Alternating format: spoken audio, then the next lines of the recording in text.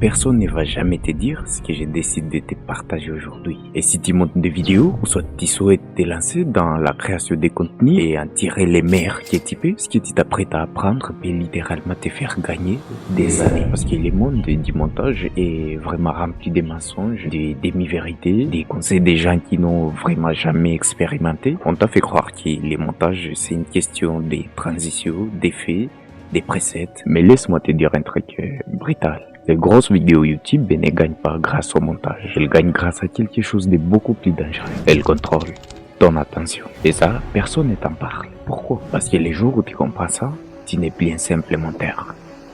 Tu deviens une menace.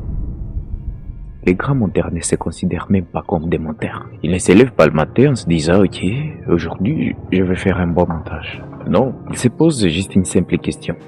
Comment je peux faire pour garder l'attention d'une personne 10 secondes de plus sur ma vidéo? Pas une minute, pas jusqu'à la fin.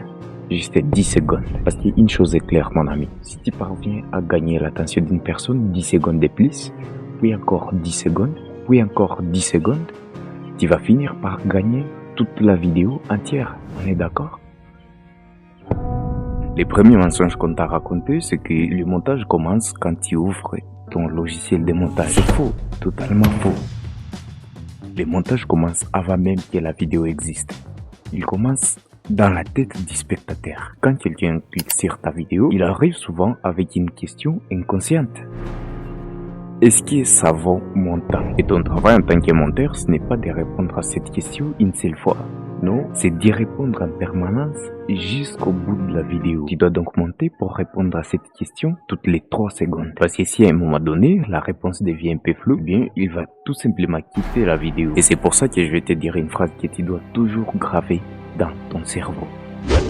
Un bon montage n'est pas agréable, il est tout simplement impossible à quitter. Si ton montage est fluide mais qu'on peut quand même partir, eh bien il est mauvais. Si ton montage est imparfait mais que les gens restent quand même dessus, eh bien il est excellent. Tu peux faire des trucs intéressants dans ton montage et quand même perdre les gens. Pourquoi? Parce qu'ils savent déjà ce que tu vas dire par la suite. Dès que le cerveau anticipe, eh bien il décroche tout simplement. Et c'est pour ça qu'on coupe des phrases en plein milieu.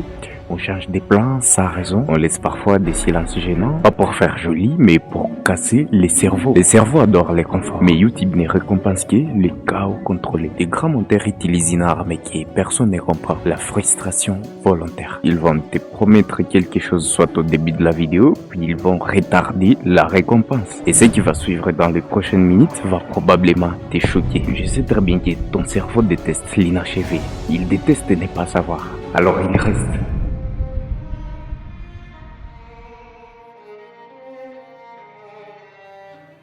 Celui-ci fait un peu mal à attendre, mais c'est la vérité. Ils suppriment des passages incroyables. Ils coupent des plans qu'ils adorent. Ils détruisent leur ego à chaque vidéo. Pourquoi? Tout simplement parce qu'ils savent une chose que tu dois accepter dès aujourd'hui. Les spectateurs s'en foutent complètement de toi. Ils ne s'en foutent pas de ce qu'ils ressentent, mais ils s'en foutent de ton effort fourni pour la vidéo. S'ils ne ressentent rien, ils partent. Et c'est pour ça que la plupart des monteurs stagnent. Ils montent pour se faire plaisir, pour impressionner d'autres monteurs et surtout pour montrer qu'ils savent bien faire. Pour te démarquer, tu dois donc viser à contrôler une émotion. Stress, doute, curiosité, espoir. Tu ne devras donc jamais te demander si ton montage est beau.